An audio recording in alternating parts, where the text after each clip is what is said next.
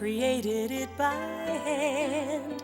From mighty mountains to the raging sea, to every leaf on every single tree. It's in the holy book. Just open up and take a look. It's a story for young and old, the greatest story ever told. So lend an ear and you will hear the greatest story. The greatest story.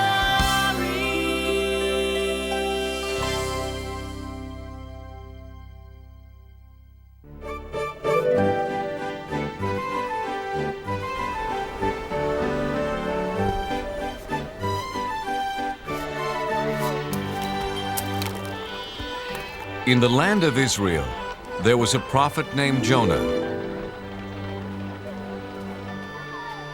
A prophet taught other people about God and his love.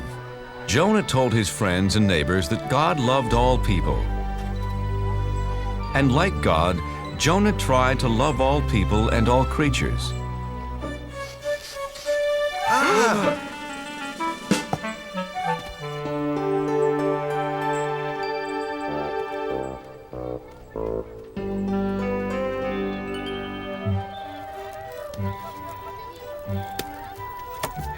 Your fish looks fresh today, Ophir. Yes, Jonah, the freshest you will ever meet or eat. You know how much I love eating fish. And I'll take a bag of peanuts. I see someone just as hungry as I am.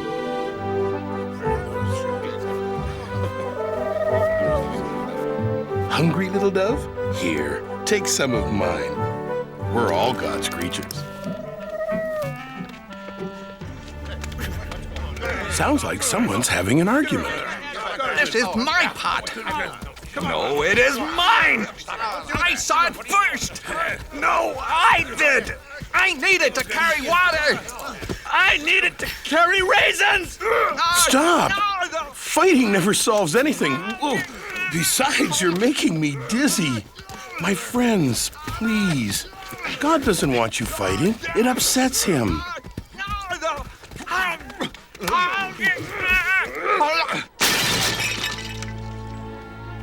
Now neither of you gets the pot. You were acting badly, just like someone from the city of Nineveh. Do you want God to think we act like the Ninevites? No. No, Jonah. Sorry, Jonah. The Ninevites are enemies of our people. I heard they stole a boat full of fish. Yes, they are thieves. Yes, they are very bad people. See what happens when you fight. From now on, we will act like Israelites and not be bad like the Ninevites. So Jonah had a very important job. He taught people about God's laws. There came a day when God had an even bigger job for Jonah.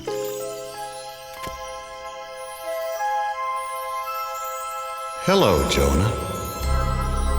God, it's nice to hear your voice. I have an important job for you. What is it? I will do anything for you.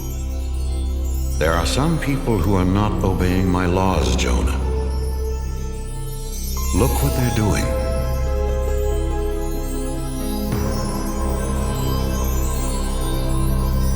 The people of Nineveh steal. They are not kind to each other. The children of Nineveh do not take care of older people.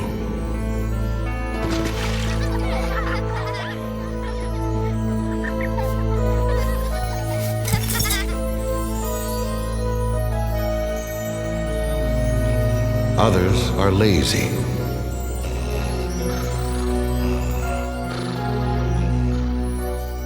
And their king pretends not to see the problems. He only cares about eating all day and wearing fancy clothes. Yes, the Ninevites are bad. Send a flood or an earthquake to punish them. No, they are bad because they don't know about me. No one has taught them my laws. Jonah, your job is to go to Nineveh and tell them about me. Me? Go to Nineveh? I can't. Please give me some other job. Tell them of my love. But they are the enemies of my friends and neighbors. You must go, Jonah, right now. In 40 days, I will punish them for being bad. But if you're going to punish them, why should I go tell them about you at all? I don't understand. The Ninevites should be punished for being bad. But what if I tell them all about God and they change? Then maybe God won't punish them. I can't do something to help my enemies. Jonah was so confused, he asked his friends what he should do. You know, it's funny, Jonah. Usually, we come to you with questions. This time, I want to know what you think. How can I preach to the enemies of the Israelites? Simple. You can't. Ophir is right, Jonah. Don't go there. Don't tell them about God. You do have a problem, Jonah. If you don't preach to them, you disobey God. If you do preach to them, you'll disappoint all your friends. Nobody said being a prophet was easy, Ophir. Wait, I know. I'll just hide from God. Sure, but where can you hide from God? Why, in your store, of course.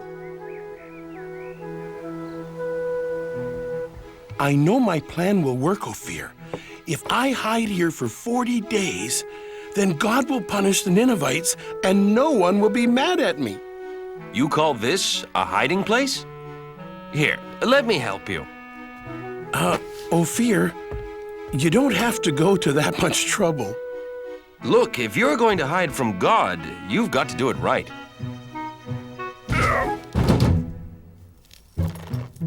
There! And my shop's never been cleaner. Ophir, do you have any flour for baking biscuits? Yes, yes, in that basket. There.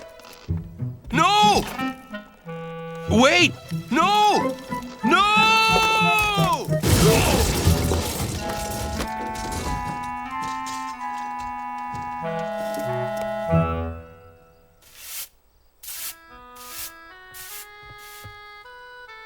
Now that everything's cleaned up, goodbye, Ophir. What? But Jonah, why are you leaving? I'm in the way, and I can't hide from God here in Israel. It's the first place he'd look for me. So where will you go?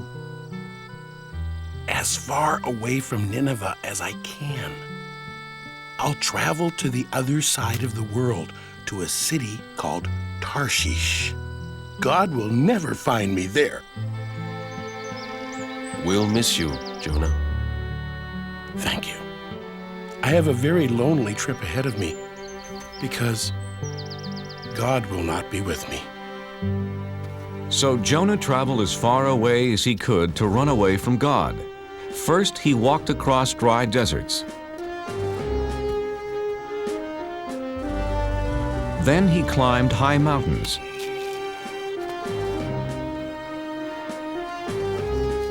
He finally came to the town of Joppa and found a ship that was going to sail for Tarshish.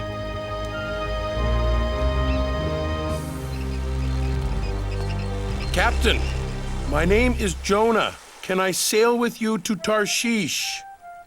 Sorry, Jonah. This ship only carries sailors and cargo. Besides, it's bad luck to bring a stranger on board, you know. The sailors on this ship weren't Israelites. They believed in many different gods. Ahoy, mate! Help me with this statue! Sure. Why not? What? Please, Captain, I must sail away with you. Why? Because I am running away from God. Why? Because he gave me a job to do and I won't do it. I must hide so he won't find me.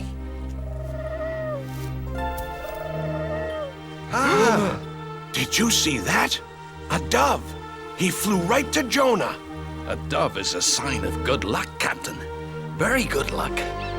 With Jonah on board, we will have safe passage. They're right. Welcome aboard, Jonah.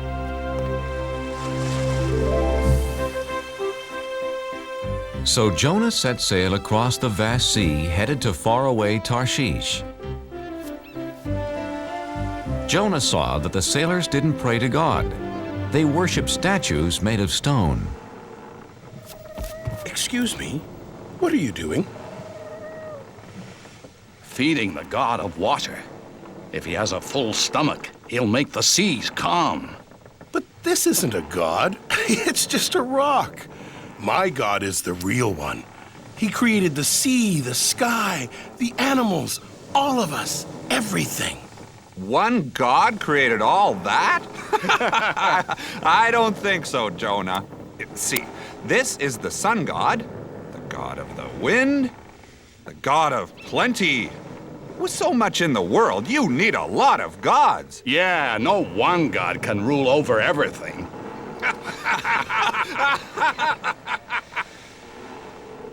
Yes, God does. He is the one and only God. Well then, if he is so wonderful, why are you running away from him? He wants me to go to Nineveh and tell them about him. But they are the enemies of my people, and we'd be better off without them.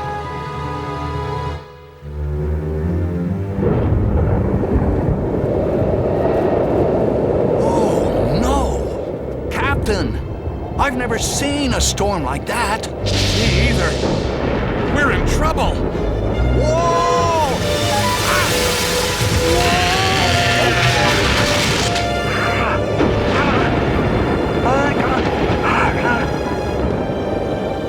Take down the sails! Help!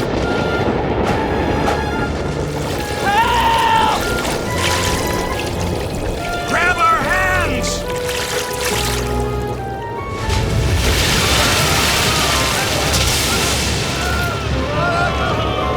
Men! The ship is sinking! Help me toss the cargo overboard!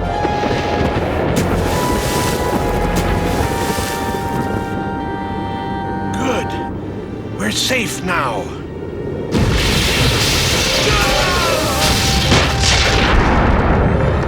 No! Nothing can save our ship. Wait! What about the gods? Quick, everyone pray to the gods! The sailors prayed to their gods, but the storm just grew stronger. Someone has brought our ship bad luck. Very bad luck. We must find out who it is. Let's throw lots. Then we'll know who brought this storm. The captain and his crew, being superstitious, believed that pieces of wood and bone would tell them who brought bad luck to their ship. There! The lots point to the man who brought us bad luck. It's Jonah! Where did you come from? And who are your people? I am an Israelite, and I worship the God of heaven. I'm running away from him. And he has found you. Jonah, what can we do? How do we make the storm go away? Throw me overboard. You must save yourselves. Please, Captain, we have no choice. We must throw Jonah into the sea. His god is more powerful than any of our gods. Jonah, I'm sorry. We've done everything we could do. I know, Captain. It's not your fault. I made God angry. It's me, not you, who should be punished. God of the Israelites, we're sorry for having to throw Jonah into the sea.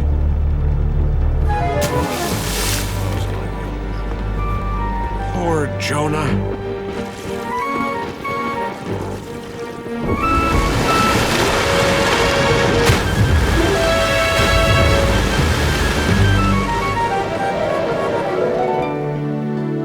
May your God forgive you, Jonah.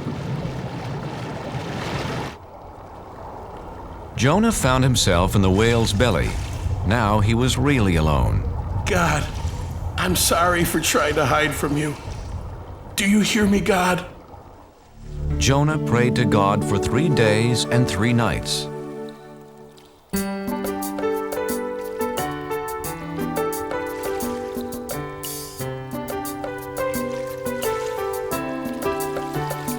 It's so dark inside this whale, and I'm lost at the bottom of the sea.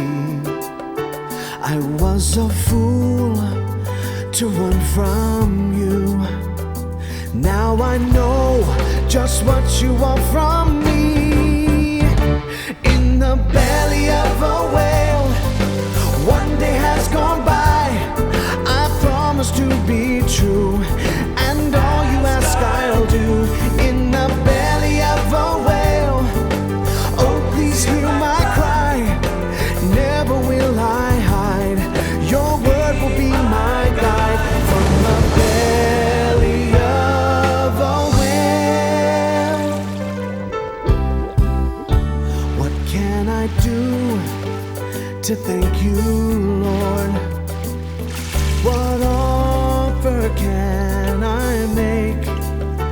Look in my heart and you will find my life is yours to take. In the belly of a whale, 2 days have gone by. I promise to be true, and all you ask I'll do. In the belly of a whale, can you hear my cry? Never will I hide. Your word will be my guide. From the belly of a whale, now I can feel you near. I know that you are here. You have heard my plea and come to set me free. Set me free. In the belly of a whale, 3 days have gone by. I promise to be true, and all you ask I'll do. In the belly of a whale, I know you hear my cry. Never will I hide. Your word will be my guide. From the belly of, the belly of, from the belly of a whale.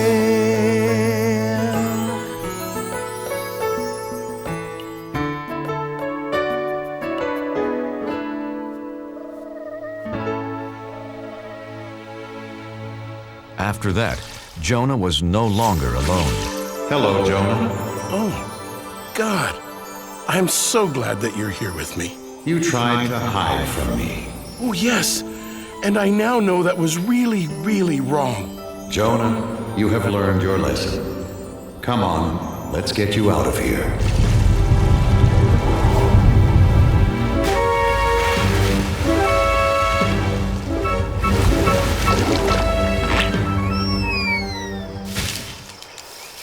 Jonah, Nineveh is behind that hill. Hurry, go tell them about me and about my love. God, I'm ready to do it now. So Jonah went to Nineveh. And what he had to say was so wonderful. All of the people listened. They believed, and best of all, they changed. God says we shouldn't steal from each other. We are all brothers and sisters in this world. Would you steal from your own family? God says we shouldn't hurt anyone weaker than us. Since we are all God's children, we should protect each other. Children, stop. God says we should honor our elders. Don't forget, they helped raise us and looked after us. Even the children were changed, and they gathered around Jonah just like sheep around their shepherd. Hey, farmer, God says we all have jobs to do and we should work hard. We should listen to him since he's the one who gave this wonderful world to us.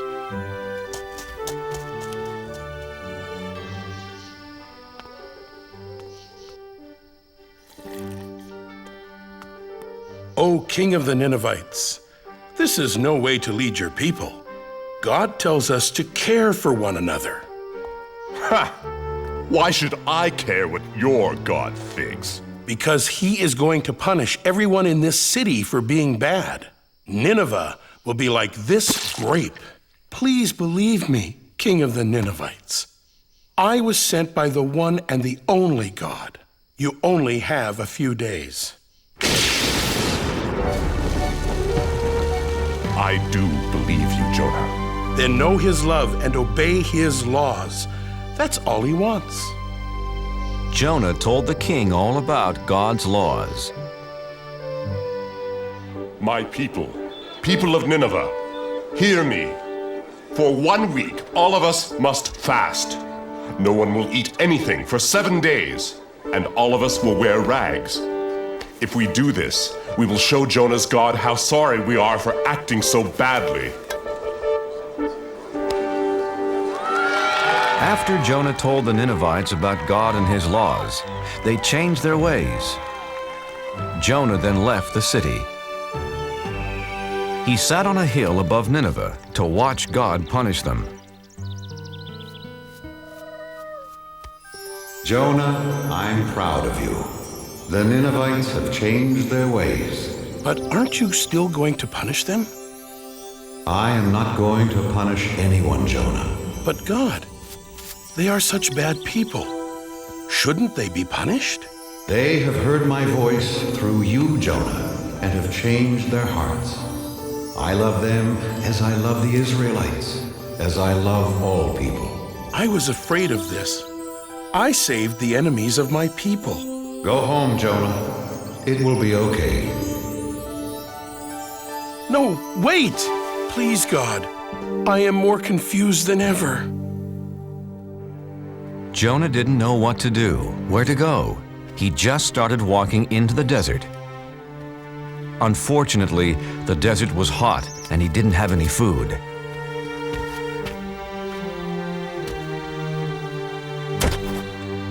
I'm so tired, hungry, and thirsty.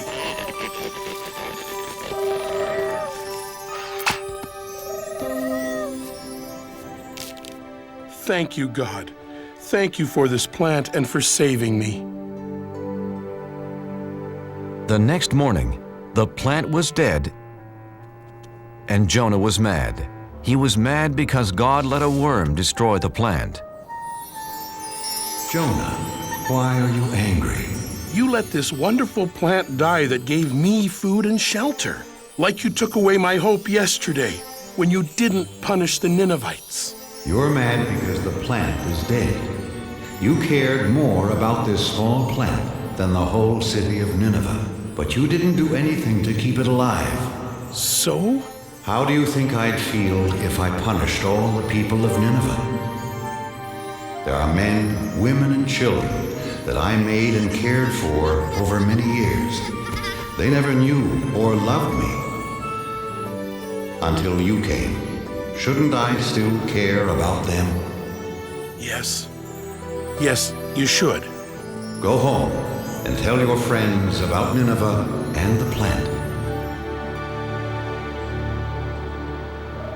So Jonah went home. I can't wait to see my friends and eat all my favorite foods. Except for one food. It's going to be a long time before I eat fish again. Jonah was accepted back by his friends, and he spent the rest of his life teaching about God's laws, and especially about God's love.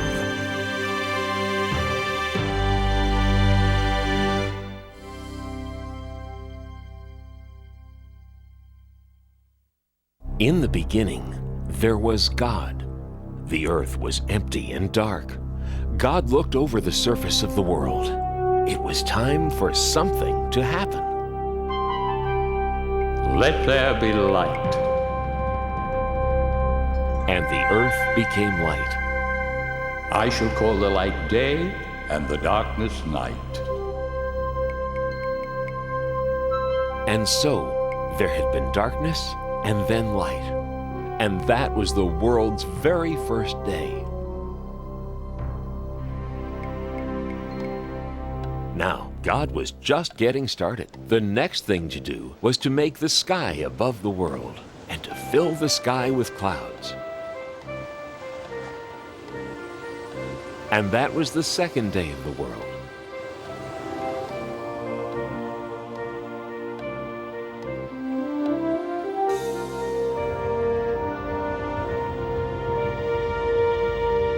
On the third day, God separated the water from the dry land.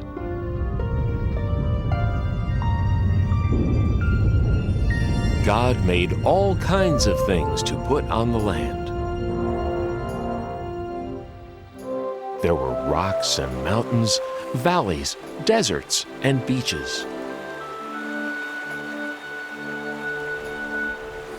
There were big islands and little islands. There were oceans and seas, rivers and lakes. But there was still more to come on the third day, because God wasn't done yet. It was time to make all the plants. God made tall trees and short bushes, vines, ferns, leaves, and flowers.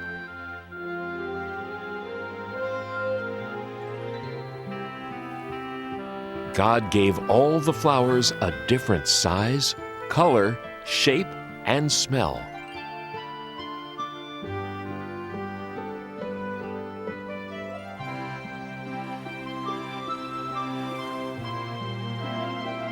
And all the grasses and plants and trees that make seeds and fruits were made on the third day too.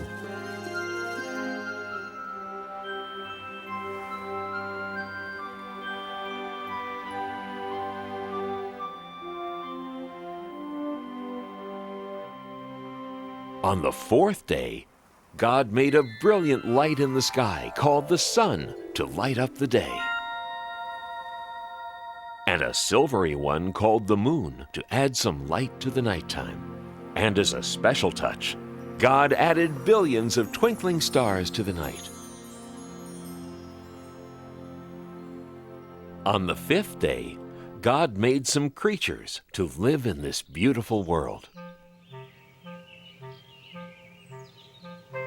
There were birds,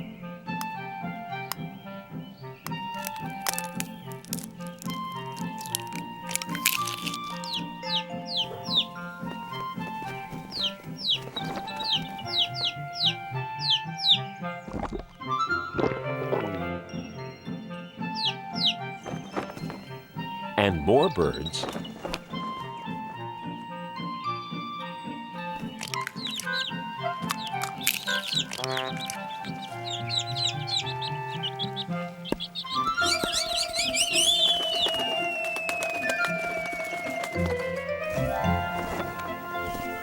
and more birds.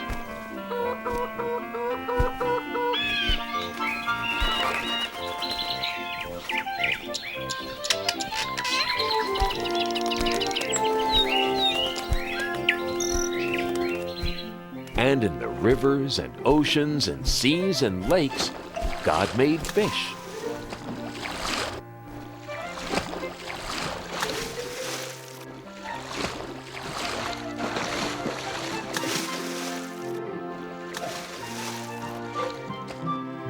And the oceans were full of all sorts of amazing creatures.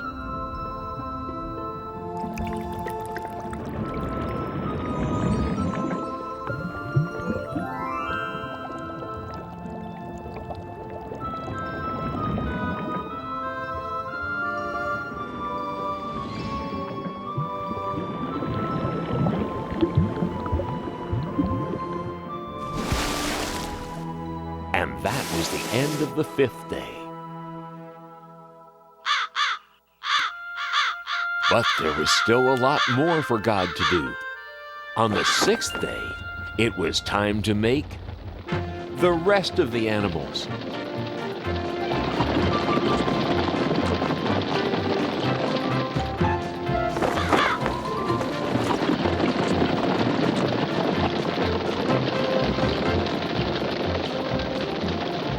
There were so many animals to make. Big animals,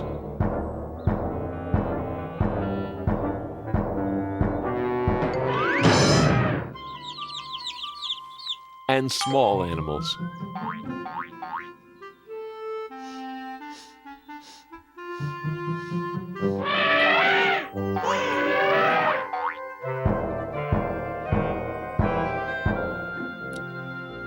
There were spotted animals,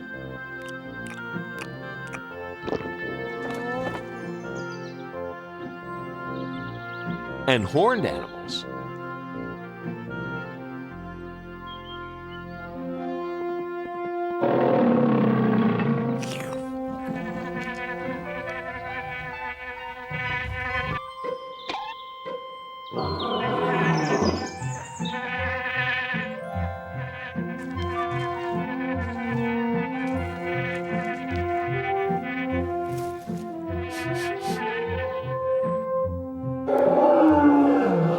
Every one of God's animals was beautiful.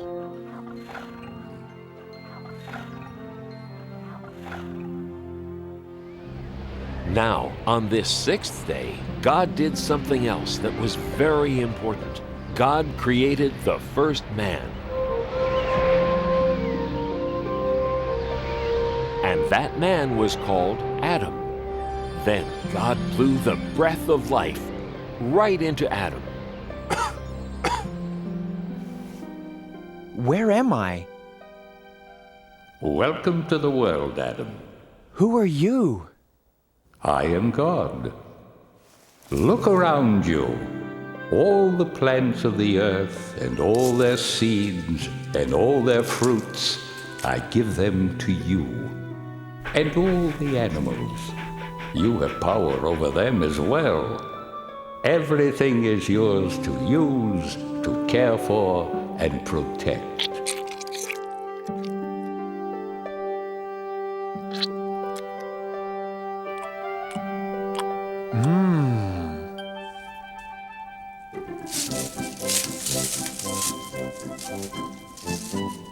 Sit. Sit, please.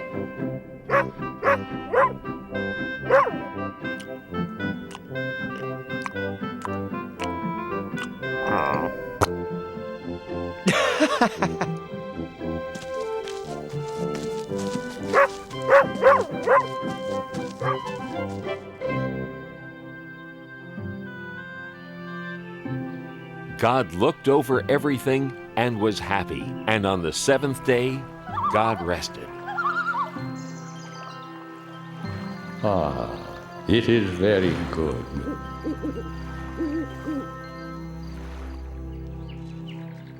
Now, God wanted Adam to live in the most wonderful place that could ever be.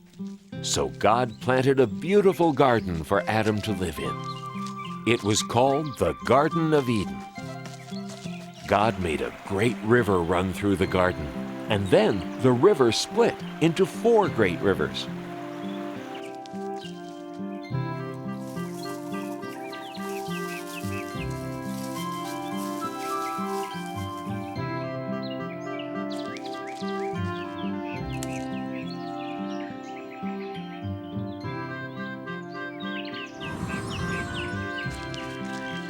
Adam had all the animals for company in the garden.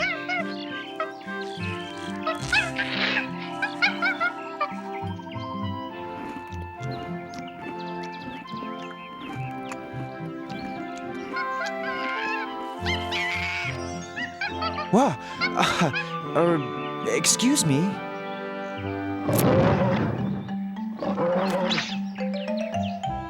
Hey! Adam's first job was to name all the animals. This new request from God sounds like it's quite a job. I'm going to be as busy as a bee. I've got to search my brain and come up with a name for every living, breathing thing I see. You with the large brown spots, eating from treetops, your neck is the biggest part of you. Twisting round so easily, I believe your name will be Stretchy. Now that's pretty catchy. Or perhaps Giraffe will do. The jungle must belong to one so fierce and strong. I shiver and tremble at your growl. So you with the flowing mane, I give you the kingly name, Rory. No, that fits you poorly. Maybe lion is fine for now. Those flippy flappy things, I think I'll call them wings. And creatures they're attached to will be birds. The redbreast will be robin, ostrich that big odd one. Parrot is the clawed one who repeats all my words. I'd say your fancy shell protects you very well, although it can slow you down a bit. So you with the scaly skin, I name you and all your kin Pokey. Nah, too hokey. Know your word'll be turtle, yeah, just right. The swimmers in the sea will mostly fishes be, with whale and snail and lobster one and all. The orange one is goldfish, cod, the ice-cold fish. Tadpole has the bold wish of one day being frog. The way you jump around, you hardly touch the ground, and scamper so fast you're just a blur. So you with the cottontail, you'll be known on every trail as Hopper. No, that's not proper. Oh, I have it, you're rabbit for sure. It's still early in the day, and I'm well on my way to naming every animal I know. Why, there's only 500,000 more to go.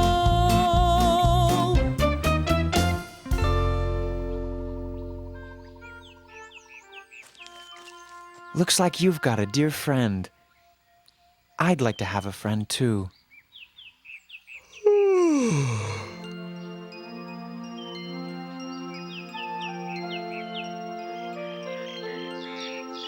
There were many animals to name. Adam grew very tired of trying to decide what to call each one. Now, God looked down on Adam sleeping there in the garden, and Adam looked very alone.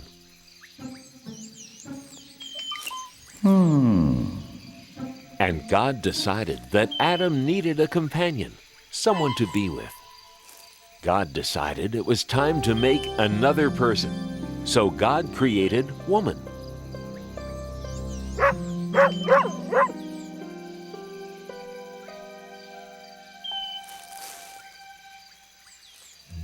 What? Hello. Hello. I mean, hi. Shucks. Where am I?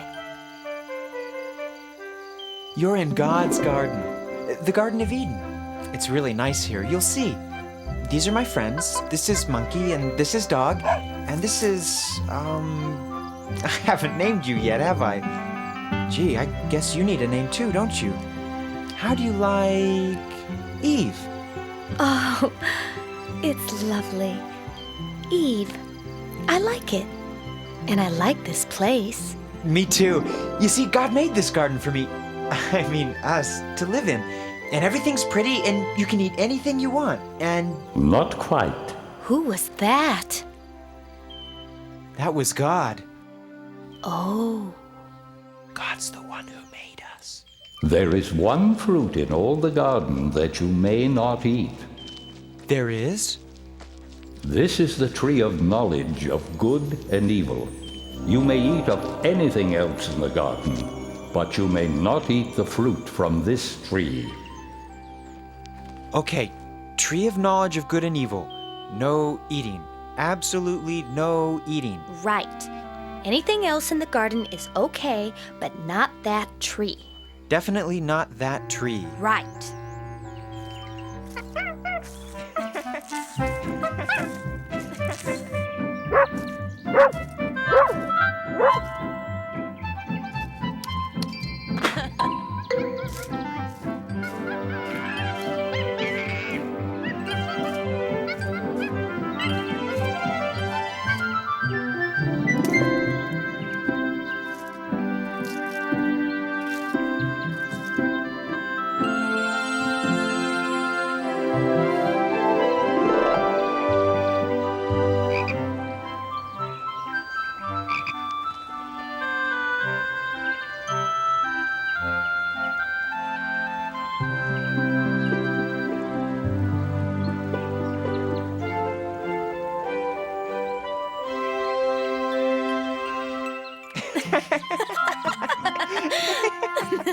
And so Adam and Eve lived very happily in the Garden of Eden until one day.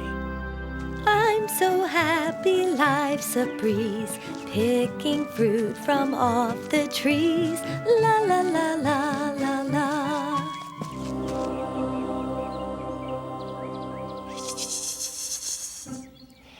Howdy. Oh, you startled me. Hello. What are you called? Why, I'm a serpent. Nice to meet ya. Nice to meet you, too. Nice day, isn't it? Very nice day. Nice tree, isn't it? Very nice tree. Nice fruit. I have to go now. No, you don't. We're just getting to know each other. You don't want to hurt my feelings, do ya? No. Good, because I want us to be very good friends. Now, as I was saying, it's nice fruit, isn't it? You can eat it, you know. Eat what? You know what I'm talking about. The fruit of this tree. You can eat it. The fruit of this tree? No, I can't eat that. Sure you can. It's easy. It tastes great. We're not allowed to eat that. God said so. God said we'd be in big trouble if we ate that fruit. Nah, you won't be in trouble. God just doesn't want you to eat the fruit from this tree, because if you eat it, you'll get smart. Like God. What's the matter? Are you a chicken? I'm not a chicken. Well then, why not give it a shot? Just one teeny tiny taste. God probably won't even notice. And this fruit, I'm telling you, is incredible. No, I really can't. I'll never tell. Try it. Well, if it won't kill me, and it'll make me smart, maybe just one tiny taste. Sort of a lick, not even a bite, really. Oh, how bad could that be? Wow! Pretty good, huh? I've got to tell Adam about this. Adam! Adam! You'll never guess what just happened. What? You know the fruit? Which fruit? You know, the one we weren't supposed to eat. What about it? You didn't. Did you? I did. Eve, how could you? Adam, it's great. I want you to try it too. That serpent over there told me all about it. I just took a little bite, that's all. But Eve will really get it if we eat that fruit. I didn't get it, did I? I guess not. Just take a tiny bite. God's probably not even looking. Oh, go ahead.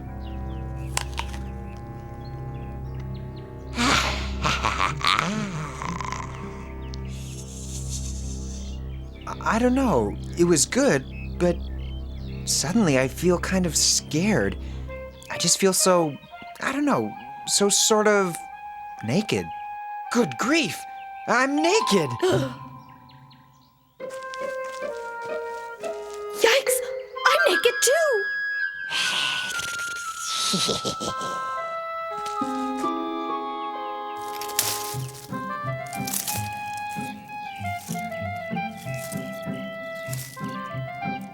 That's better. What were we thinking? Uh-oh. I think God's coming. I think we're in trouble. Big trouble. I think we're gonna get it now. We better hide.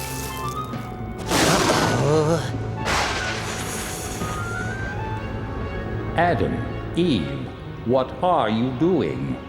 We're, hiding. Why? Well, we didn't want you to see us. We did a bad thing. We were scared. How did you know these things? Did you eat from the tree of knowledge of good and evil? Well, yes, but it was her fault. She talked me into it. It wasn't my fault. That serpent talked me into it. I am not happy. You have disobeyed me. We're sorry. We're really sorry. I'm not worried. What can happen to me? You, serpent, will crawl on your belly and eat dust forever. Ah, no. You will fear people, and people will fear you. This is your punishment for all time. And you, Adam and Eve, because I trusted you and you disobeyed me, you must leave the garden. Life was easy for you here, but it will not be easy outside. You will have to work hard, and your children will have to work hard. You will know what it means to hurt and suffer pain. Here are some garments to keep you warm after you leave the garden. Now go.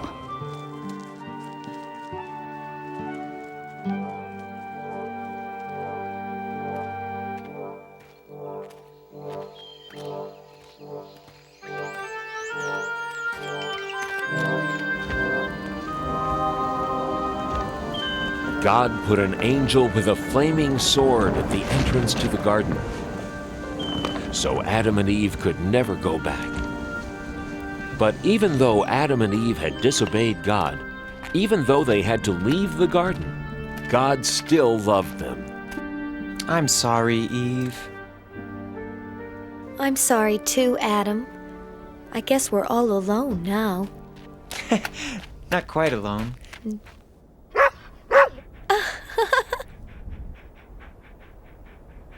And thus began Adam and Eve's new life outside the garden. From then on, their life was filled with joy and sadness, good things and bad. But even though they could never go back to the garden, God did not abandon Adam and Eve. God always watched over them, wherever they went, forever after.